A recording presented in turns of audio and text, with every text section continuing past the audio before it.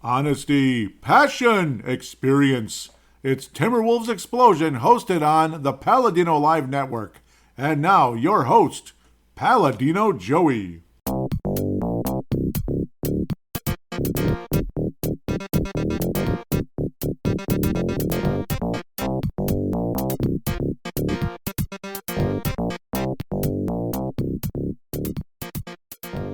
Hello again, Timberwolves fans. Are you ready for the explosion of Timberwolves basketball?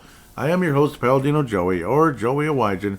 Timberwolves Explosion is available on all of your favorite podcasting apps, and I thank each and every one of you, once and always, for downloading and listening to this show. It is a great pleasure to be back on board with you once again today. The sun is shining, the sky is blue, and the Minnesota Timberwolves have won 5 games in a row. It's showtime!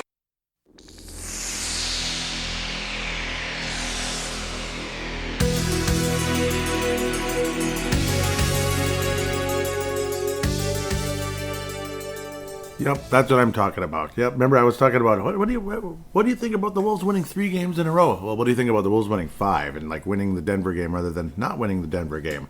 Yeah, they won the Denver game and then they won all the other games that I predicted. I predicted the Wolves not to beat Denver because they were red hot.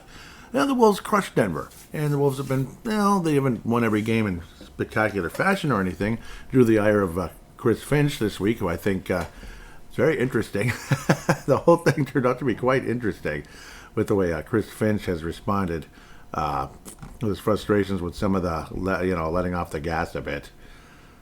At the end of the day, sorry.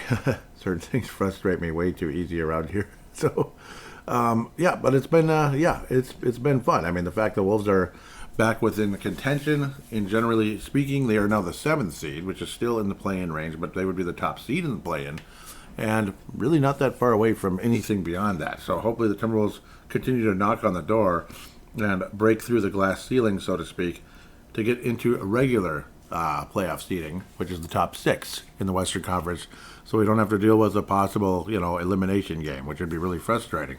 Timberwolves current standing, like I said, 7th. They are a half game behind the Los Angeles Clippers, a full game behind the Los Angeles Lakers, so notice the LA trend. Denver Nuggets went from winning, I don't know if it was like 5 in a row, to losing 3 in a row, thanks to the Wolves pounding them into the ground. The Wolves are a game and a half behind the Denver Nuggets, so that would be the 4th seed. A real possibility. Memphis would be a little tougher, 5 games behind them, 5.5 behind the Houston Rockets, and a full 11 games behind the Oklahoma City Thunder. Not sure we're going to be catching Oklahoma City Thunder, but I think anybody else, it's a possibility. It's not extremely likely, not bloody likely, as my brother used to joke around with in the past, not bloody likely, to catch Memphis or Houston, but it's possible. It's not bloody likely, but it's possible, yes. I also did release late last night after midnight Teenage Mutant Ninja Turtles 2, the arcade game, on Video Game Flashback. It's my review of that, so if you're curious, or if you like retro video games, the Nintendo's Teenage Mutant Ninja Turtles 2, the arcade game. I had a blast doing that review, and I'm now starting up Final Fantasy Adventure for the Game Boy, so if you like Video Game Flashback, sorry for throwing in that shameless plug, but dang it, I put a lot of work in those shows, doggone it, and I put a lot of work in this one too, let's be honest, but this one's easier in terms of it's fun. I love doing this so much. Like, I could sit and talk basketball forever, if you didn't notice, even though I try not to make the shows too long, where me and Marcus would just go on and on and on, and then people were like, dude, it's 2 hours plus every week, come on, so that probably got annoying. Yes, Video Game Flashback is long, because they release maybe once a month, so I'd be like, if you complain about the length of that show, I'd say relax, it's once a month. You don't have to listen to it all in one sitting. Anyhow, Timberwolves are, still some people might have been telling Chris Finch to relax, but no, Chris, if angry Chris Finch gets this type of result, keep it up.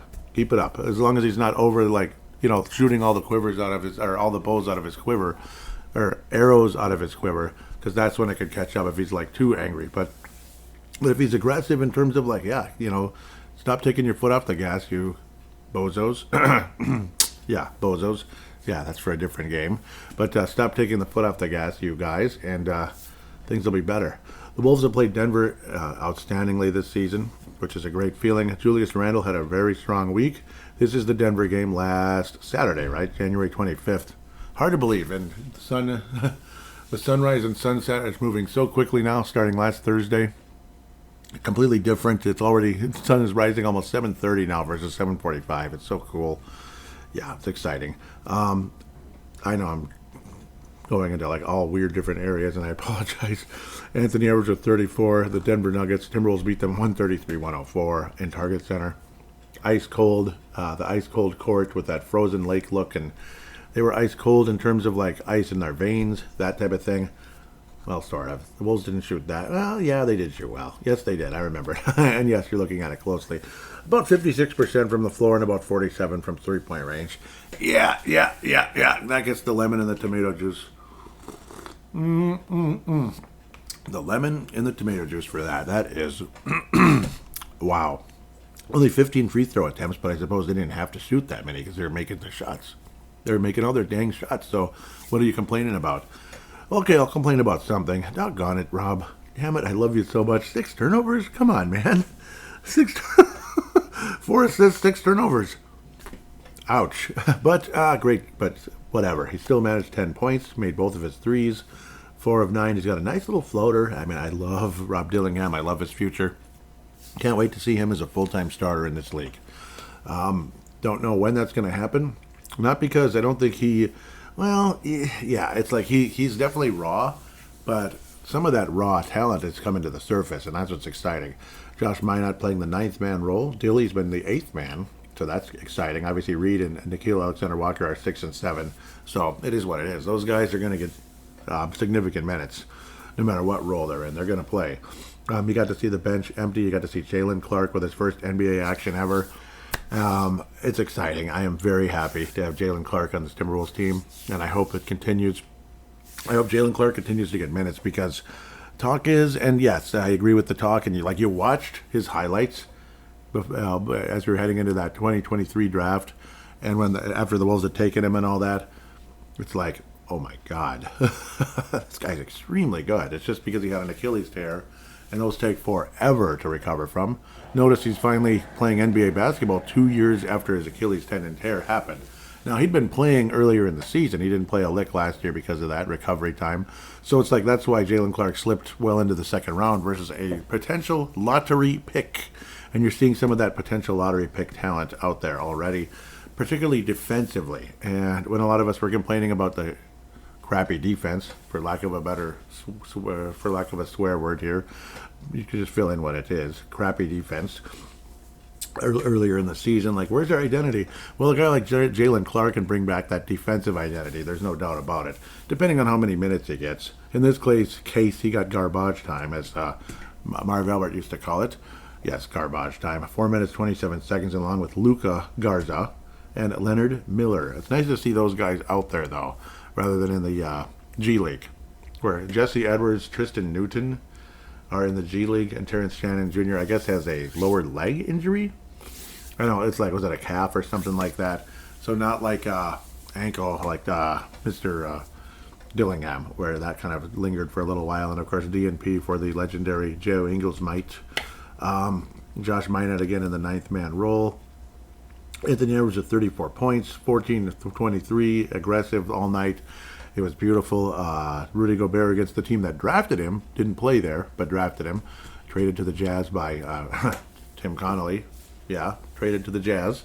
And then the Stifle Tower was born in Utah.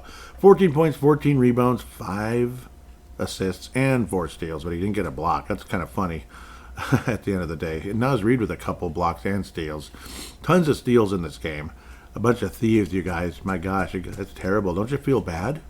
No, they don't. Mike Conley shot the ball 3 times, all from three-point range, and made them all. 9 points. 3 of 3 from downtown, as they say in NBA Jam. 5 assists, 1 turnover. Julius Randle, 7 assists, 2 turnovers. He's playing that point forward role. He's the Scottie Pippen out there. Despite being a power forward, he's a hell of a passer, and it's nice to see. And yes, he's kind of assuming a role now where he it's like he wants to have the ball where he doesn't have to shoot it necessarily, though he did shoot it quite a few times, him being Julius Orange Juice Randall with 20 field goal attempts, 1 of 6 from downtown. That kind of sucks. But welcome to the land of Julius. But he did get 2 steals and a block. Nice game overall. Jaden McDaniels continuing to pick up where he left off. What did he get the award last week? Rudy got the demerit last week. Jaden McDaniels continuing to play a good role where he's not just hanging out in the corner waiting for the ball. He's driving to the basket and all of that. And yeah, there's more to Jaden McDaniels' game than just shooting corner threes and missing. But he did make the 1 3 he attempted. Jaden McDaniels' efficiency is skyrocketing. 6 of 8 from the floor, 13 points, 4 assists. 4 assists. Yeah, he's actually a pretty good passer. 8 rebounds. Yep, he's actually rebounding the ball. Second on the team behind Rudy Gobert. So good for Jaden McDaniels. And an awesome game. Breakout game for the Wolves. This is the game that may have helped the Wolves break through. 3 games above 500. Back to the highest the Wolves have been all year. You realize that's the highest the Wolves have been all year? Just 3 games separated from losses. 3 wins separated from losses above 500. And then the Wolves beat the Atlanta Hawks, who didn't have anybody playing hardly. Not quite G League level, but they are definitely plummeting as they were an above 500 team. Now they're a below 500 team. Clint Capella did have a spectacular pass at one point. The ball was bobbled but finished by one of the big men of the Hawks. Okongwu and Rudy Gobert got into it a little bit. Rudy Gobert with the dunk, and Okongwu gave him a shove, and Rudy was like, "What are you doing? Come on," So that type of deal. Unfortunately, Mr. Finch did not open up the bench at all because, well, he kind of couldn't, as the Timberwolves were kicking the Hawks' butt in the first half, and then were, well, as Chris Finch called it, bullshit in the second half. He actually said that in his press conference. He just come out the second half and bullshit, like they were just BSing around. That's basically, and he said the word, obviously.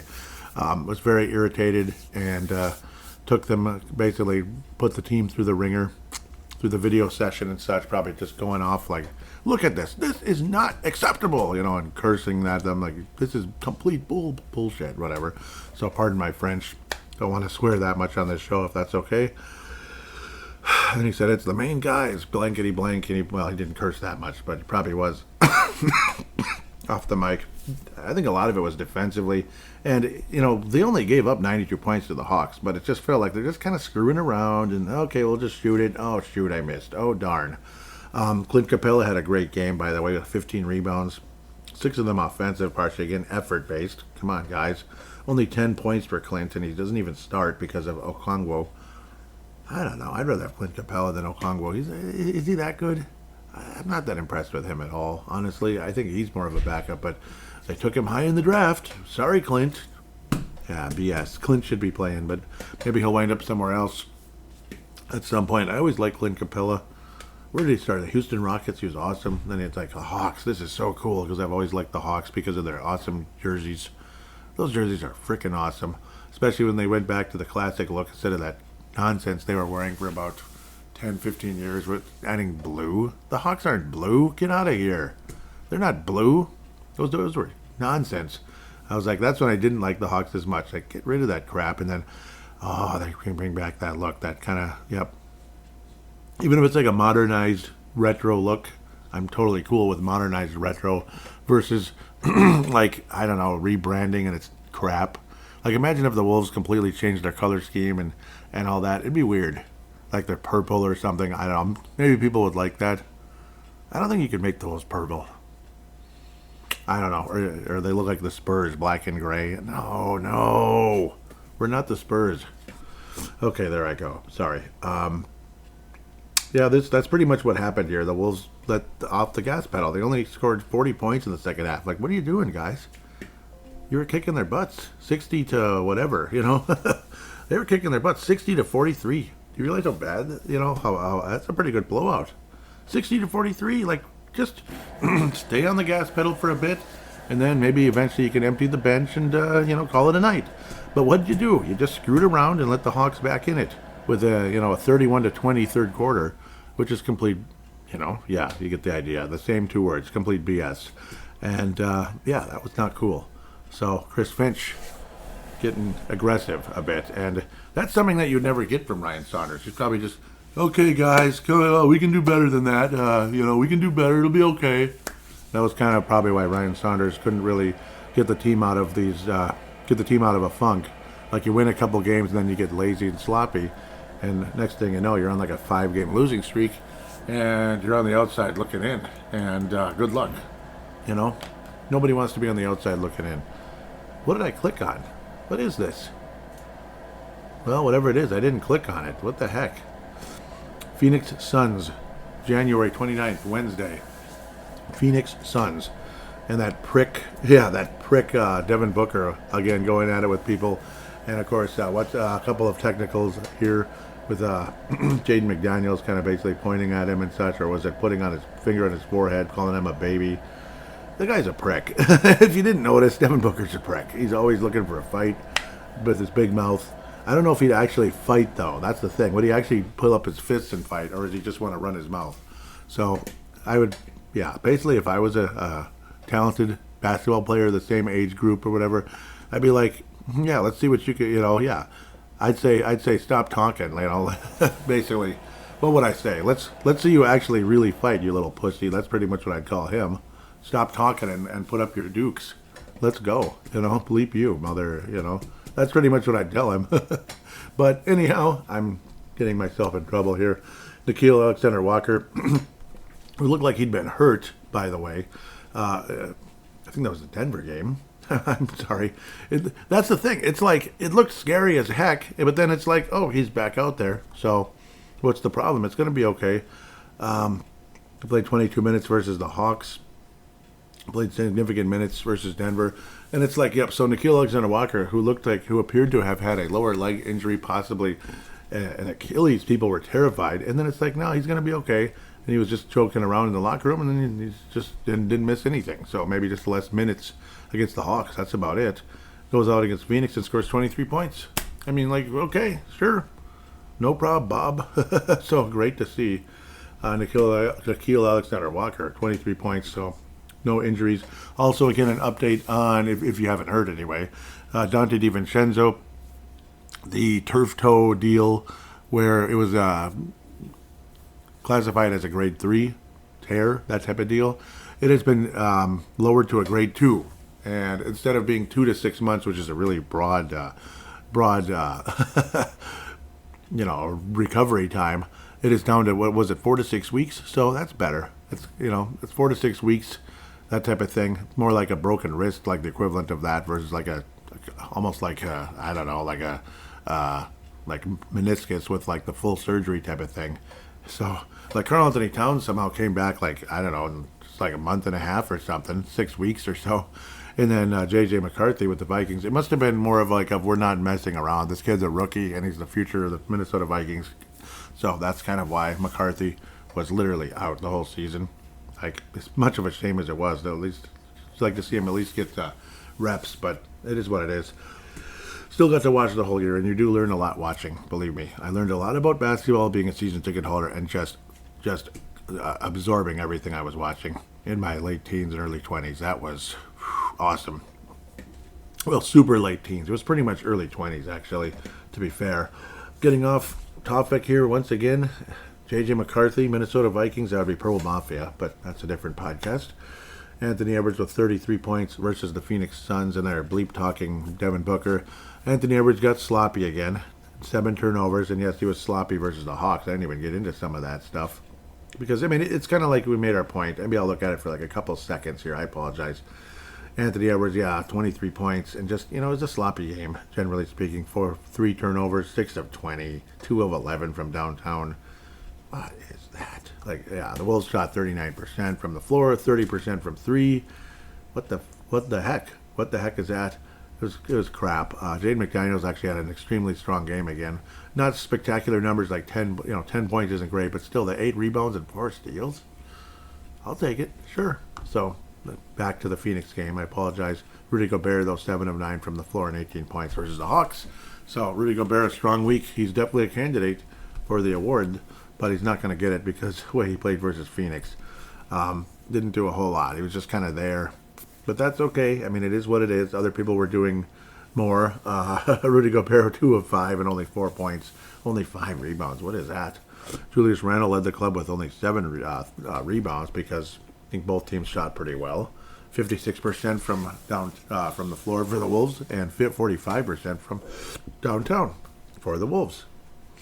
Rob Dillingham, 3 of 4 from the floor. That rhymes, right?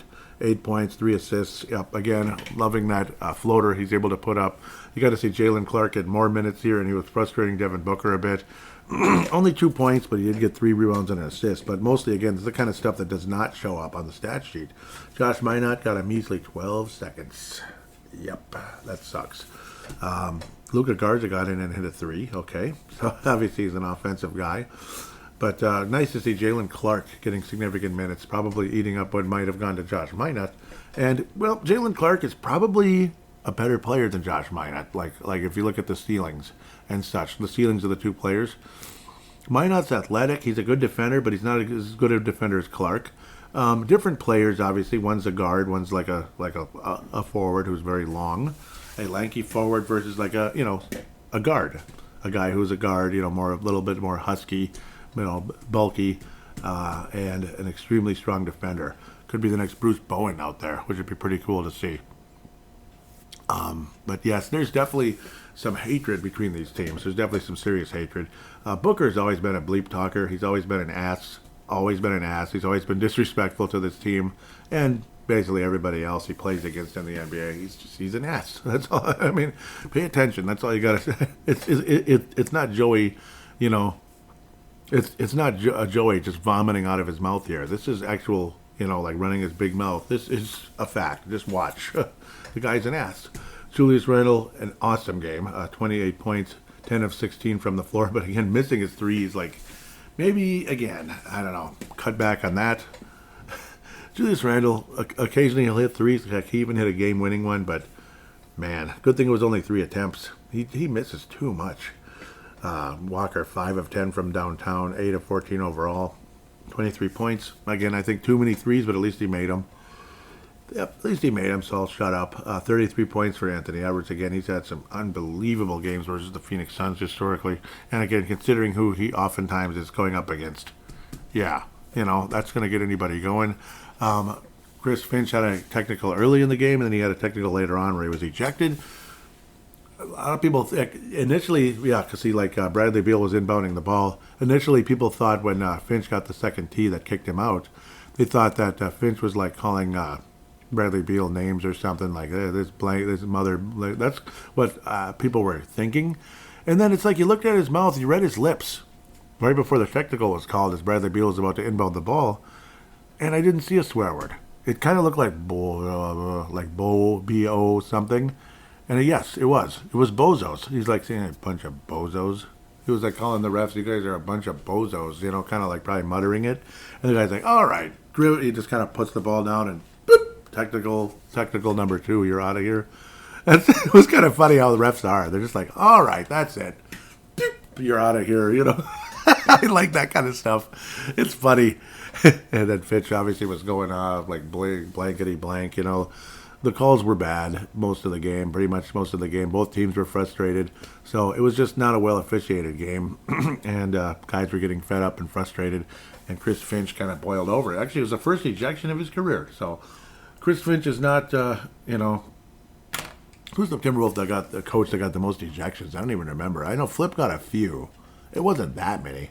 Flip could get pretty animated, especially when the Timberwolves would play against teams like the Spurs. The Spurs were just annoying as heck to play against. I mean, you'd always get at least one technical in those games. I still remember so well as a ticket holder. Technical foul has been called on Timberwolves coach Flip Saunders. And it'd just be kind of kneeling down, all right, I'm trying to stop here. Another very famous moment, I forget if it was also a Spurs game or was it the Miami Heat or something. It was one of those tough, gritty teams. And there were fouls just not getting called. I forget who it was. It was Joe Smith getting absolutely hacked going to the basket. The whole planet saw it. The whole arena went berserk. Just, you know how it sounds. Getting absolutely hatcheted, whatever the word is, jackhammered to the hoop. as he was going to the hoop, Joe Smith, I think it was, and flipped. All of a sudden, you saw what looked like a sail in the sky, in the, like in the air, like about 20, 30 feet in the air. It looked like a parachute coming down. Like, what is that? And then all of a sudden you saw Flip Saunders with a white, with his white button shirt and tie, no sport jacket on. That's what it was. It was the sport jacket. He'd flung it way up in the air, up on center court, screaming and stomping his feet and getting ejected on the spot. It was a very memorable moment that I'll never forget. The late great Flip Saunders. That was entertaining to say the least, but surprising as well. Like, what is this parachute-looking thing floating in the air? It was his sport jacket. So funny. And yes, he was standing up for his players because that was utter, BS, and the whole arena knew it. At Target Center, of course, we've never heard of it. But I know, I'm just kidding. It's 30 years. It's 30 years old. It's over 30 years old. It was built in 1990. Man, that's an old building. Yeah, unfortunately. So, in other news, as Paul Majors might say, apparently we're days away from an announcement with this whole arbitration thing. I've been very quiet about it. I've been mostly just talking about the team, but because it's like, what am I going to say? What am I going to say? Somebody that knows one of the janitors in the Target Center heard something? No, I don't think so. So we'll see. We have no idea where the arbitrators are going to go. This is, of course, the ownership dispute between it's Mark Laurie and A-Rod versus Mr. Glenn Taylor. I think 99.9% of Timberwolves fans are rooting for Laurie and A-Rod. So we'll see what happens.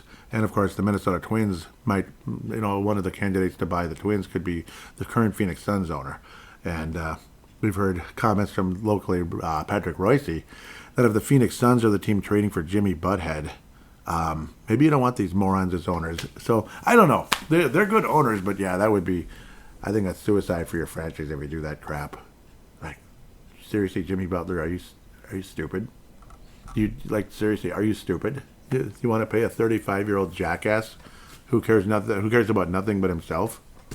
Seriously, don't do it. Just don't. Okay, I call people names too much on this show, but this is just the Phoenix game. Of course, Utah was, what it was. But yes, the Wolves got this done. Very emotional game, but what ended up being more of a semi-comfortable win. It really wasn't, but the Wolves got the job done. Utah, you got to see more of Jalen Clark. You got to see more of Robbie D, who had a great game. Dilly. Dilly. That's my guy. That's my boy, Dilly. 23 minutes, 19 points, 8 assists, and a steal. You got to see that cute little floater. You got to see the three-point shot, 8 of 11 from the floor. That cute little floater. It's wonderful. 3 of 5 from downtown, 8 of 11 from the floor. He didn't shoot 25 three-pointers. Thank you. There's more to his game than just launching threes. I love floaters. I mean, it was a huge part of my game my whole life when I was actually good at basketball, which is not my whole life. Pretty much 20-ish, 19, 20-ish is when I really started to really learn how to play, and those floaters, man. But I suppose the floaters were one of the earliest things that were, because they're hard to defend, no matter how tall the opponent is. Anyhow, Anthony Edwards with 11 assists in the game. Pretty epic stuff. There was no Mike Conley. I got some kind of thumb situation going on there. Joe Ingles got to play about 4 minutes in the garbage time, but it was great to see out there against his former team in Utah. And there was a lot of hugging and, just a lot of hugging and a lot of friendly vibes, despite the fact the Wolves blew out the Jazz in the second half, not the first half. They scored 44-22 in the third quarter. The Wolves had built a lead by the half, but it wasn't much. And then just blew them out third quarter, and the fourth quarter was just kind of parallel, like maintaining a 20-ish point lead, 20-plus point lead in the game. 16 points by Luka Garza, almost 12, over 12 minutes, played over a quarter. The guy can score the basketball, that's a fact. 6 of 8 from the floor, 2 of 2 from downtown, even added a block. Leonard Miller got 4 minutes, 6 points, cool, 3 rebounds. I think there's some talent there. Skinny, lanky guy, but when he plays, I like what I see from Leonard, to say the least. Rob Dillingham, though, loved the 19 points.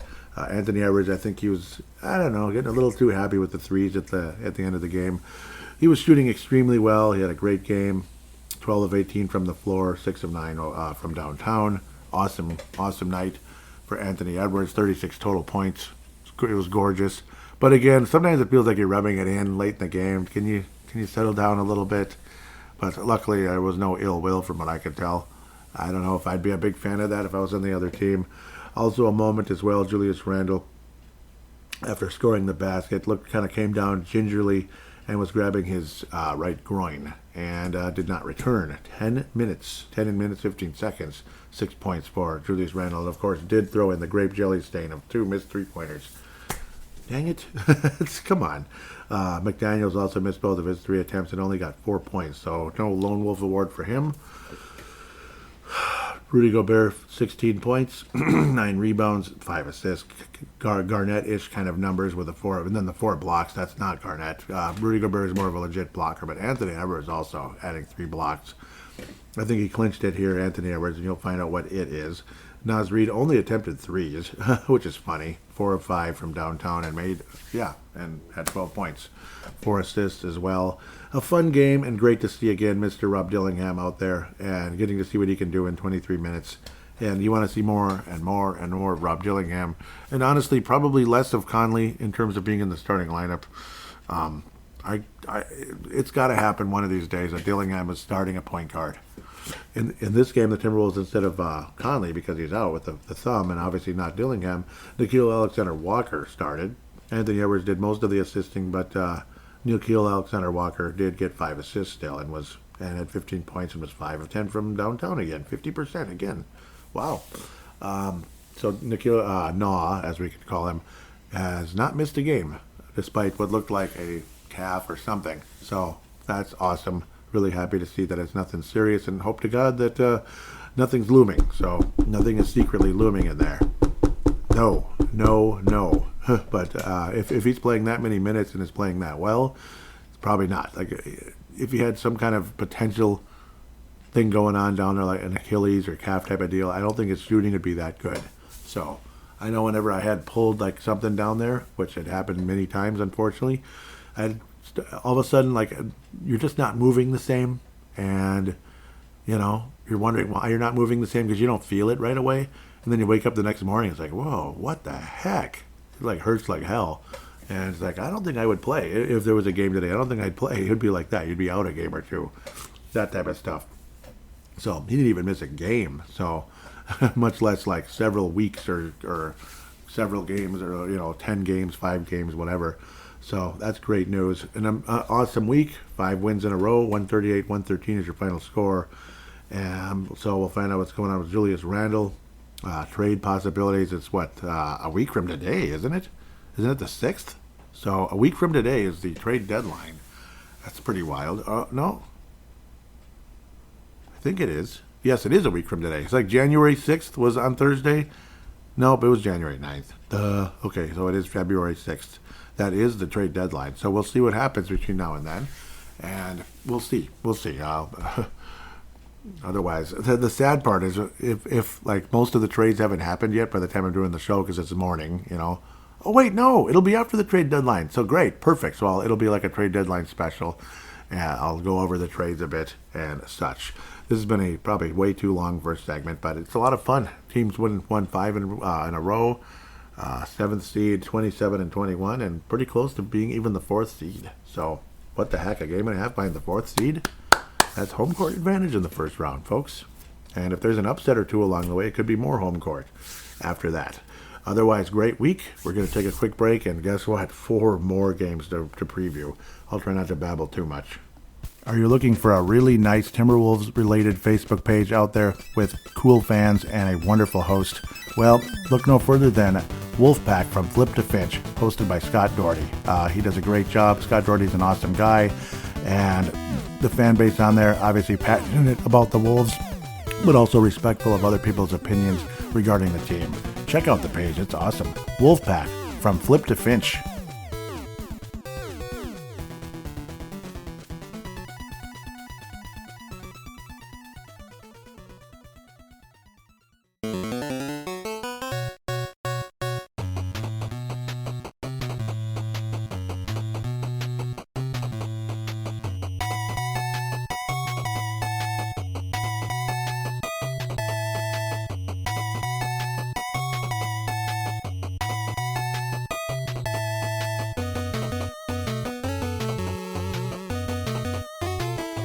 And we are back here on Timberwolves Explosion. Again, my voice is close. It's close. I mean, I actually was able to say Timberwolves basketball, but are you ready? You know, it's a little bit of a squeak there, unfortunately. So January basketball is over.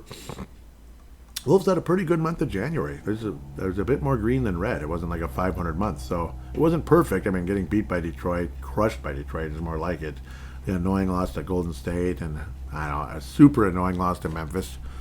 But yeah, two super annoying losses to Memphis. Two, blankety blank. A competitive. I won't call it a scheduled loss, but a competitive game that, of course, that we lost to Cleveland. And then the annoying Martin Luther King Day loss to Memphis. But ever since then, the Wolves have been undefeated. So let's keep it up as we head into February. And we will open up right away February with the game versus the Washington Wizards. The Washington Wizards, they have disappeared. You know how Wizards can disappear? Oh, where'd she go? Where'd he go? Yeah, they've disappeared. 6-41. Wow, 6-41. Ouch. And the Bulls have disappeared too. What happened to them? Jeez. Looks like there's a stretch coming up where there's a significant time off, 14th through the 20th. There isn't a game from the 14th through the 20th. I forget. Oh, All-Star Weekend. Duh. Hello. Okay. That's kind of... It feels late, but... Isn't the All-Star Weekend usually before? But no, yeah, they don't want to compete with the Super Bowl, I suppose. Go Eagles, by the way. Fly, Eagle, fly. I know. Oh, you can't say that if you're from Minnesota. Yes, I can. That stupid NFC Championship game was in 2017. Seriously. So I'm not really making a big deal about that. None of the players are still there. And what's the other thing? The Kansas City Chiefs are jackasses. So I'm not cheering for them. You can't pay me to cheer for the Chiefs. Screw that. Washington... Not Commanders, but the Washington, they had a great season. They got to the NFC title game. Unfortunately, they got obliterated by Philadelphia. So I was not cheering for Philadelphia in that game, but I will be in the Super Bowl. Enough of my personal life, or football as well. But go Eagles. You got to hear it here. Jordan Poole, again, crazy guy, unfortunately. 6-41, the Wizards are epically bad. Injury report, Alex Starr, ankle. Get high round pick, of course, very high pick. Ankle as of Jan 27th. Malcolm Brogdon, very familiar name. Foot as of Jan 6th. Marvin Bagley III, knee on Christmas. Ouch. Merry Christmas, Marvin. Julius Randle, there it is, groin. Jesse Edwards, undisclosed. Sure. Mike Conley, thumb. These are all January 30th, and yes, that was a groin by the Juice. Unfortunately, you saw it. You saw it if you're watching the game, and it's like, damn it. Oh, you hope it's not too serious, especially when you consider the best player in the Minnesota Wild has something going on in that similar area. It's either a sports hernia or a groin requiring surgery, and how he missed a month, like waiting for it to heal, and he went back out there and it hadn't healed, and then, okay, now he's going to have surgery after losing a month doing nothing. Check out Brave the Wild if you want, I guess. Sorry. Points per game. Washington is 27th. The Wolves are 18th. Rebounds per game. Washington's 18th. The Wolves are 19th. 3-point percentage. The Wolves are second. Wow. Well, it was a great week, that's for sure. 29th for the Washington Wizards. Assists. Wizards are 24th. Wolves are 18th. Turnovers per game. Wizards are 25th. Wolves are 21st. Assist to turnover ratio. Wolves are also 21st there, but the Wizards are 26th. Blocked shots. Wizards 10th. Minnesota 16th. Steals per game, Washington 21st, Minnesota 15th. The Wolves, not surprisingly, did beat the Wizards in Washington, which is good, but so it's semi-surprising because the Wolves' history in Washington has been really bad. No matter how good or crappy the Wizards have been, the Wolves have had a rough time in Washington, D.C. Of late. So, but got the job done lately. We've been getting the job done lately. The Wizards have lost quite a few games in a row. Yeah, they have lost all of their last 5, but I know it's more than that. I think it's like 13. I think it's 13 losses in a row. That's why, 6 wins all year. Ooh, yeah, I don't know. And who's excited about the possibility of the Washington Wizards getting the number 1 pick? Like, not me. Yeah, they've lost 16 in a row. Holy Toledo. So they are like this year's, this year's version of last year's Detroit Pistons, or was it 2 years ago when they were like, they lost like 70 games? Now the Pistons are a playoff team. They're eighth. Well, they're eighth. They'd be in a play-in team. They've lost 3 in a row. But when the Wolves played them, they were on a roll. Now Atlanta's lost 7 in a row. They're down to 9th. The Bulls are somehow still the 10th seed. We'll be talking about them shortly. But Philadelphia's breathing down their back. What happened to the freaking Philadelphia 76ers? Yeah, they were insanely bad at the beginning of the year. Then they started kind of waking up, and then they lost a million games in a row again. Now they've won 4 in a row, and they'd still be out of the playoffs today. And Toronto's won 5 in a row, but they've been so epically bad. Their win percentage is still .319 with a 5-game win streak. Tells you how crappy some of those lower Eastern Conference teams are. It's just awful. Get to the point. I'm babbling again. Jordan Poole in 40 games is averaging about 21 points, 5 assists, and 3 rebounds. Good for him. Kyle Kuzma, who was number 1 on Shaqtin' a Fool this week. Got to see that. That was funny. He was kind of dribbling the ball up the court a bit, looking to swing the ball, and he swung it into the female referee's stomach, basically. And she's like, oh, okay, thank you, I guess. Yeah, that was funny. Right into her stomach. Whoops. 14.4 points, 5.8 rebounds, 2.3 turnovers, and the most epic turnover of the week anyway, throwing the ball into the referee's stomach. Like, here you go, honey. Launch it. Yeah, obviously a female ref, yes. Yeah, I don't know. There's not much to say here. Malcolm Brogdon's only played 18 games. I mean, obviously injuries are what they are. Jared Butler, I'd probably still rather have him than the other Jay Butler. Marvin Bagley is out with a knee injury. Rashawn Holmes, is he still on Washington? I'm afraid to click on that because that'll mess everything up. Rashawn, not Raquan. I don't know. I don't know what happened to him. He gets hurt all the time, and I've always been a fan, but he's hurt all the time. Now I'm able to click on him this way. He's only averaging like 4 points and 4 rebounds anyway. He is still a Wizard, yes. Maybe he's been traded off and on. He was with the Mavericks. I remember him with Sacramento. I think I remember him with Phoenix too.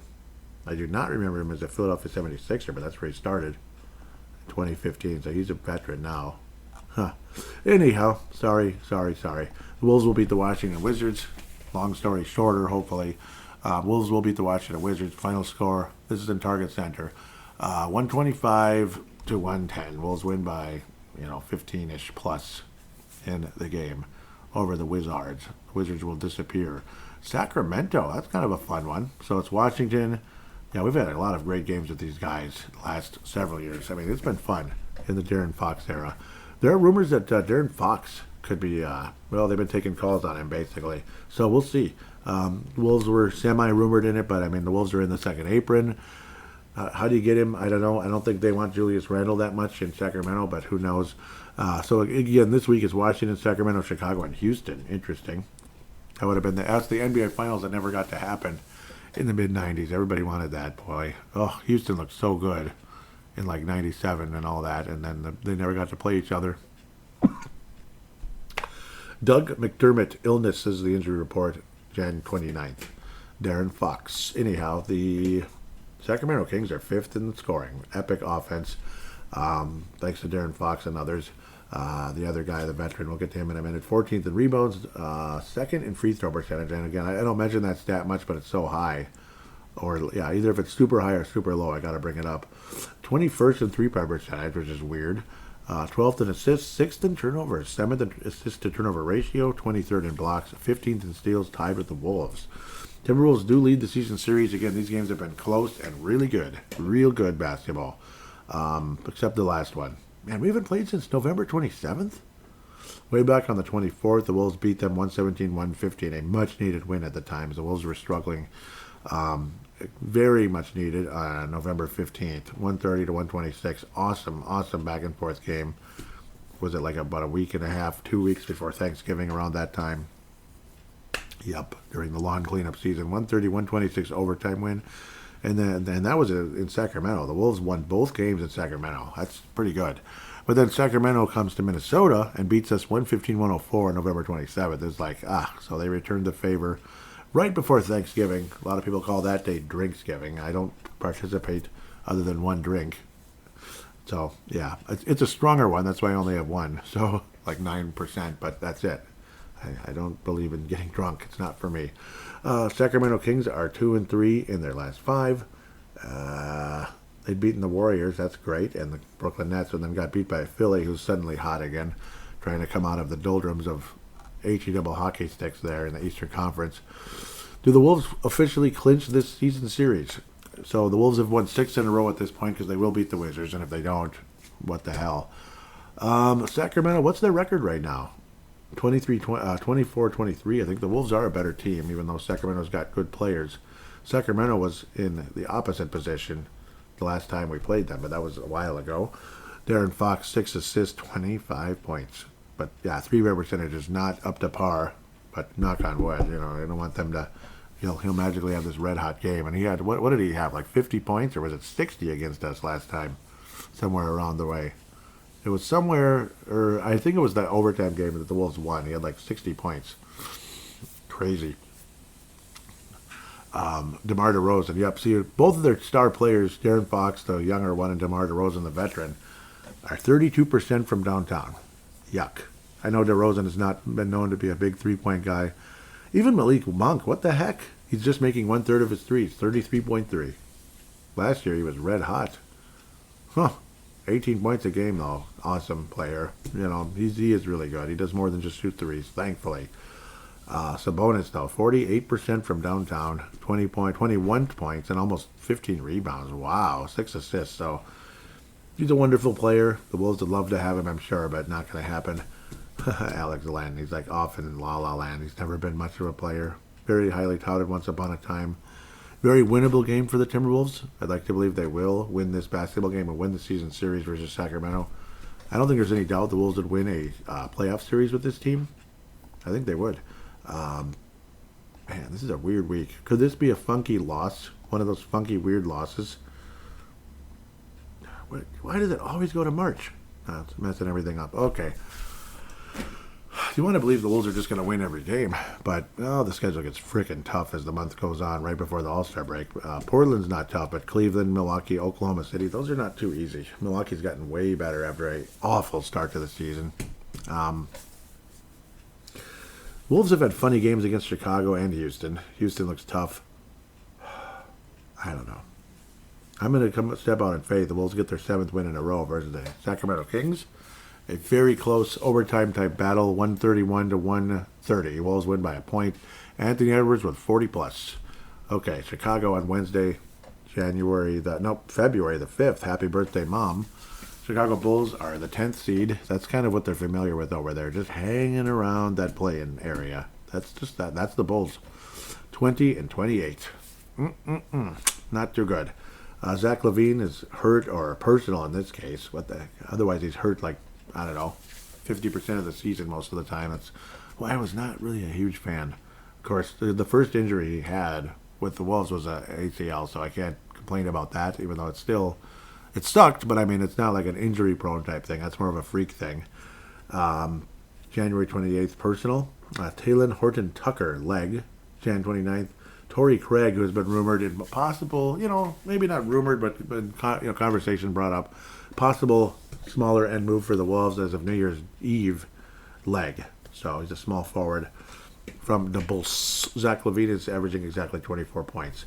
Team comparisons, the Bulls are 7th in scoring, 4th in rebounding, 4th in free throw percentage. Again, bringing that up because Zach LaVine with, Zach LaVine.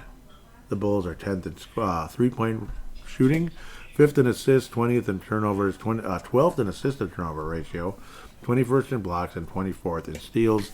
The Wolves pounded Chicago on November the 7th, 135-119. Hopefully the Wolves can do that again. That was in Chicago. Another funky place where the Wolves have those weird trap games.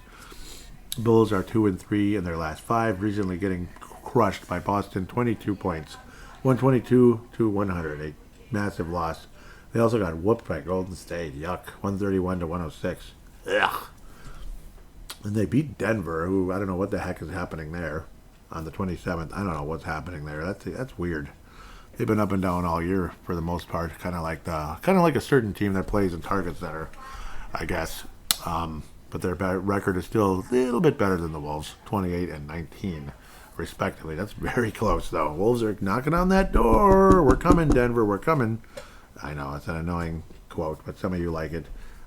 It's okay. The Wolves are going to beat the Chicago Bulls, I believe. I think they will. The Bulls are awful. They're falling off the map, and if you lose this game, it's an annoying trap loss. But, Zach LaVine could go out for 40. He's one of those crazy players. I've always thought he's overrated. Always thought he's overrated a little bit. He's got a little too full of himself, too. 44.6 from downtown, 24 points, 1 steal, 4.5 assists, and about 5 rebounds. Really good player, but a little overrated, in my opinion. Sorry to offend everybody listening, because I know you adore him. Josh Giddey actually leads the club in assists with 6.7. He's also averaging 11.5 points. But most of the guys aren't great at three-point range except for Mr. Zach. And one of the reasons why their offense is so good. Otherwise, Vucevic also about 40%. Really good player from the Orlando Magic, formerly. 20 points, 10.5 rebounds, and even 3.5 assists, respectively. But hardly anybody blocks shots in Chicago. Torrey Craig has only played 9 games. That's why it wouldn't be a real exciting move if the Wolves got him. But we'll see what happens with that. Wolves win the basketball game. Final score of 118 to 110. Wolves win by 8. Wolves win by 8 over the Bulls. That'd be 8 consecutive wins, which would be pretty awesome if that took place. And then we get to play the annoying, obnoxious Houston Rockets, which we've had some awesome games against these guys. Awesome games against these guys. They're 32-15. They're number 2 in the division. And they're number 2 in the conference, too. They're right behind, not right behind, but they're behind OKC for number 1 in the West. We have had some awesome games. And I remember last year, Wolves just absolutely killed Houston off and on. When Houston was starting to kind of get better, the Wolves would always blow them out. Whereas this year, we've had kind of Sacramento-type games. This is kind of like Sacramento, like 117-111 overtime loss on Tuesday, November the 26th, leading into Thanksgiving. And then right after Christmas, the Wolves beat the Houston Rockets 113-112. Awesome win. Oh yeah, this is when Santa Claus, and I got excited about Santa Claus, I believe. I think I burnt my mouth on a pizza that night. Delicious pizza, but it was too hot. It couldn't have been this one, or maybe I hit some clutch 3 or something, and the Wolves ended up winning. I think that's what it was. Yep, it was a game-winning 3, and it was like Santa Claus. Singen had 38 points, 12 rebounds. He was a pain in the ass to deal with. God, he's not much of a shot blocker, but he is a physical, offensive player. Looks like he's shoving people all over the place, and they never call it. Jabari Smith is a nice athlete. Fred Van Vliet makes everything. It's annoying. He's good, but he's annoying because of that. But the Wolves ended up escaping 113-112 in a game that looked like Houston was going to blow us out. But then the Wolves' defense woke up, and Anthony Edwards got clutch in the end. He only had 24 points, which is funny. It felt like he had way more. But great basketball game. Otherwise, Houston had won 4 in a row and then lost recently to the Memphis Grizzlies, a team they're battling with for that number 2 spot, or potentially number 1 spot in the West. 120-119 loss. Otherwise, Houston has been pretty good. They beat Cleveland twice. They swept Cleveland this year. Wow. They beat them in 2 very close games. Houston is good in close games, beating the Boston Celtics right after that. Jeez. Houston beat Cleveland 2 games in a row. 1 in Cleveland, 1 in Houston. And then they go to Boston and win right after that. Wow. Unfortunately, I think the Wolves' winning streak ends here in Target Center on Thursday the 6th. Just saying, because it's hard to say the Wolves are going to just go 4-0 and win 9 in a row. But if they do, oh my, hell yes. You go out and beat the Rockets, and I think the Wolves absolutely can beat the Rockets. Maybe we lose to Chicago or, what's the other one? Sacramento. But beat Houston. So it could be like that. That could be what happens. But we've had some great games against these guys, but I don't know. They're having a hell of a year. I think the Rockets, unfortunately, end the Wolves' win streak at 8. But still, the win streak is still 8 games, and the Wolves can hopefully pick things up against Portland this Saturday coming up, next Saturday. Houston wins the basketball game. These have been lower scoring, surprisingly, which has been great games, great basketball. But again, 1 win, 1 loss. Maybe the Wolves go to Houston and beat them on the road Friday, February the 21st. I wouldn't doubt this is probably going to be a 2-2 series one way or another, but I got a feeling if the Wolves are going to get a loss this week, it's probably this one. And think the Rockets win 118 to 112, something along those lines. Anthony Edwards obviously shows up and has a heck of a game. We'll see what happens with Julius Randle, but I think the Rockets win by 6 at the end of the day. With that, we'll take a quick break and come back for some fan interaction.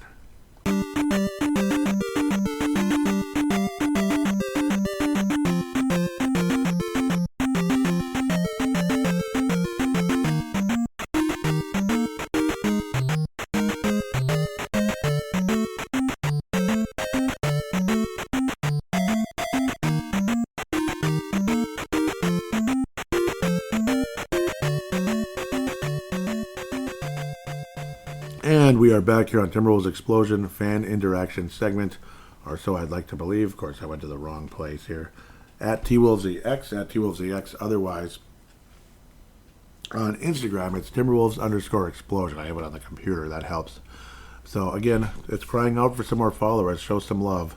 There have been likes, and I do appreciate the likes very much. I think that might be the Brown brothers, yes, today, and Levi. Awesome guys coming out of New Zealand, Auckland, New Zealand, I believe. Love you guys so much. That is the Instagram. Otherwise, there's a TikTok, paladino.live. Everything is there. Timberwolves, Explosion, Brave the Wild, Video Game Flashback, all the shows I do are on the TikTok. Just to have something, paladino.live. Again, I will not be dancing for anybody, so don't ask. You couldn't pay me to dance, and you couldn't pay me to watch that bleep either. Yeah, of course, there's Chad Hartman running his mouth about politics.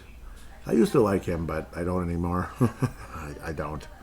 I loved him as the play-by-play voice of the Wolves on the radio. That was awesome years ago. He was actually really underrated. Otherwise, retweeting the most recent episode, Vince Germano out of Melbourne, Australia, and then Tanae and Levi out of New Zealand. You guys are the absolute best, and I appreciate it very much.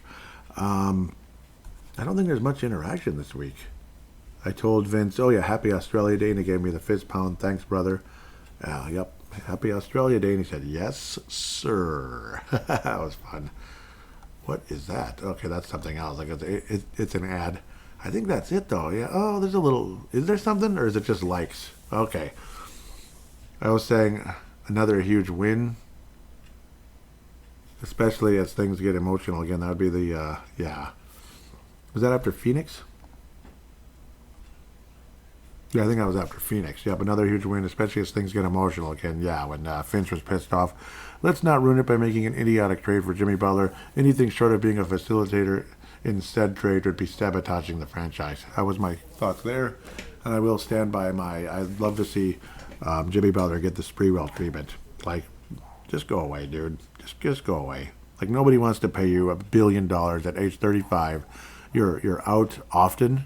You're divisive. You've always got an attitude about something. So we're not interested. Adios, bye-bye.